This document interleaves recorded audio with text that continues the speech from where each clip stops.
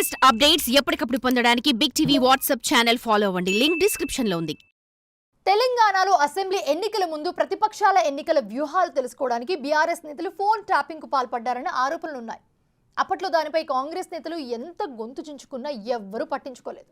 మూడోసారి కూడా గులాబీ పార్టీ అధికారంలోకి వస్తుందని జనాల్లో ఉన్న వ్యతిరేకతను పసిగట్టలేకపోయిన గులాబీ టీం ఇష్టానుసారంగా వ్యవహరించింది. కాంగ్రెస్ ప్రభుత్వం ఏర్పాటయ్యాక ఆ ఫోన్ ట్యాపింగ్ వ్యవహారంపై విచారణ మొదలైంది. వరుసగా బీఆర్ఎస్ మాజీలకు నోటీసులు జారీ అవుతుండడంతో ఆ పార్టీ శ్రేణులంతా కూడా బెంబేలెత్తిపోతున్నారంట. ఇప్పుడు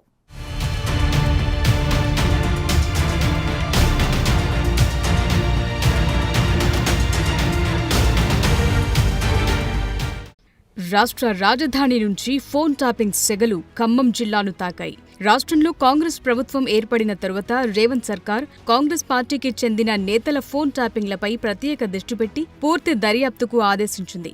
ఇంకే ఉంది, 10 నెలలు గడిచిందో లేదో ఫోన్ ట్యాపింగ్ కు పాల్పడిన వారి జాబితా రెడీ అవుతూ నేతల మెడకు ఉచ్చు బిగుస్తోంది. దీనిలో భాగంగానే ఫోన్ ట్యాపింగ్ల విషయంలో పలువురికి నోటీసులు అందిన నేపథ్యంలో ఖమ్మంలో అలజడి మొదలైంది. తదుపరి జిల్లాకు చెందిన మాజీ మంత్రికి నోటీసులొస్తాయని నాయకులు చెవులు కొరుక్కుంటున్నారు. నెక్స్ట్ లిస్టులో బీఆర్ఎస్ హయాంలో జిల్లాలో చక్రం తిప్పిన ఆ మాజీ మంత్రి పేరు రావచ్చనే చర్చ జోరందుకుంది.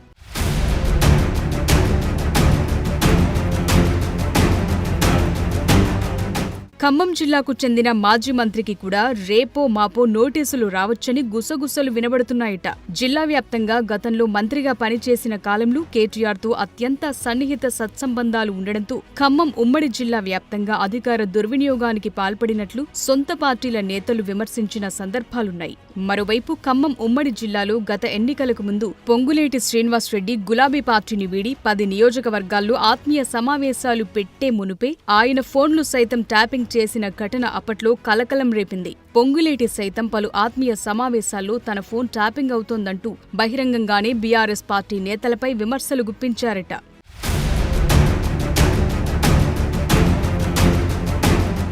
ఖమ్మం జిల్లాకు చెందిన మాజీ మంత్రి, ముఖ్య అనుచరులు, వైద్య కళాశాలలో పనిచేసే మరో కీలక నేతకు ఈ ఫోన్ ట్యాపింగ్ వ్యవహారంలో పాత్ర ఉందని ప్రచారం జరుగుతోంది. కూసుమంచి మండలంలో ఉన్న మామిడి తోటలో ఫోన్ ట్యాపింగ్ సంబంధించిన పరికరాలను సైతం దర్యాప్తు బృందం 4 నెలల క్రితం గుర్తించిందంటున్నారు. దానికి సంబంధించి పూర్తి వివరాలను దర్యాప్తు బృందం ప్రభుత్వానికి నివేదించిందట. ఆ క్రమంలో రాష్ట్ర వ్యాప్తంగా గతంలో ఎవరెవరి ఫోన్లు ట్యాపింగ్ చేశారు, ఏ అధికారి ఫోన్ ట్యాపింగ్ జరిగింది, ఏ జిల్లాలో జరిగిందనే దానిపై త్వరలో పూర్తి ఆధారాలతో బయటపెడతారంటున్నారు.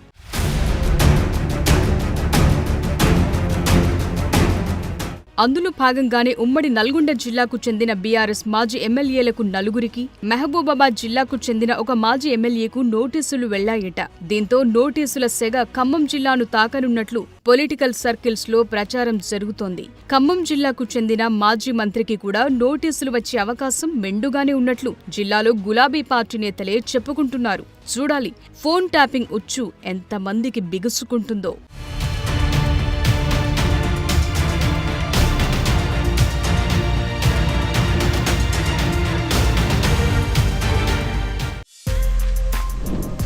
For more videos like this, subscribe Big TV channel.